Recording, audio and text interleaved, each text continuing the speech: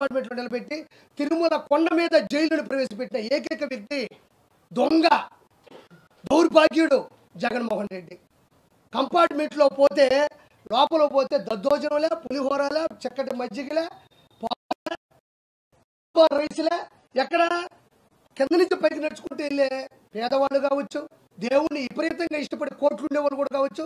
వాళ్ళు ఏంటంటే డబ్బులు పెట్టి పెద్ద దర్శనాలు మనకొద్దు, దేవుణ్ణి మనం క్యూ లైన్లో వెళ్ళి చూస్తేనే గౌరవం అని చెప్పి వెళ్ళే వాళ్ళు కూడా లోపలికి సరదర్శనకి వెళ్ళే మన క్యూ లైన్లోకి వెళ్తే చాలు ఒక 20,000 మందిని ఆ పక్క ఈ పక్క తాళాలు వేసేసి ఫ్యాన్లు మొత్తం ఆపేసి అక్కడ అద్భుతంగా ఇచ్చే సాంబార్ రైస్ ప్రపంచంలో ఎక్కడ దొరకదు ఆ టేస్ట్.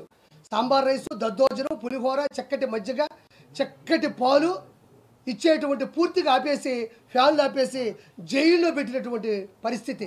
అక్కడి నుంచి కంపార్ట్మెంట్లోకి వెళ్ళినా కూడా ఇంతకుముందు 54 ఇంచెస్ నుంచి 100 పైనుండే ఇంచెస్ టీవీలు పెట్టేవాళ్ళు.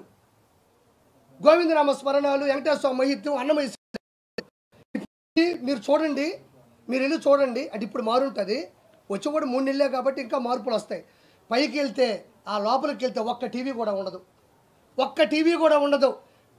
తిరుమల తిరుపతి దేవస్థానంలో ఇన్ని కోట్లు హుండీలో వస్తుంటే, ఇన్ని కోట్ల రూపాయలు, ఇన్ని కోట్ల మంది డబ్బులు హుందాగా హుండీలో వేస్తుంటే, కానుకలుగా ఇస్తుంటే టీవీలు ఎందుకు అక్కడ లేవు? కింద నుంచి నడిచే సామాన్య భక్తులకి మజ్జిగ నుంచి నీళ్ల కానించి నేను చెప్పిన అన్నప్రసాదాలు ఎందుకు లేవు?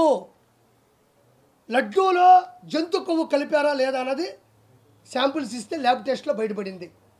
దీన్ని ఎందుకు ఇప్పుడు బలంగా నమ్ముతున్నారంటే ల్యాబ్ టెస్టులని ఒకటి నమ్మాల, ఆంధ్రప్రదేశో తెలంగాణలో టెస్టులు అంటే ఏదో రాజకీయం జరిగింది అనుకోవచ్చు. మన రాష్ట్రం కాదు ఇది.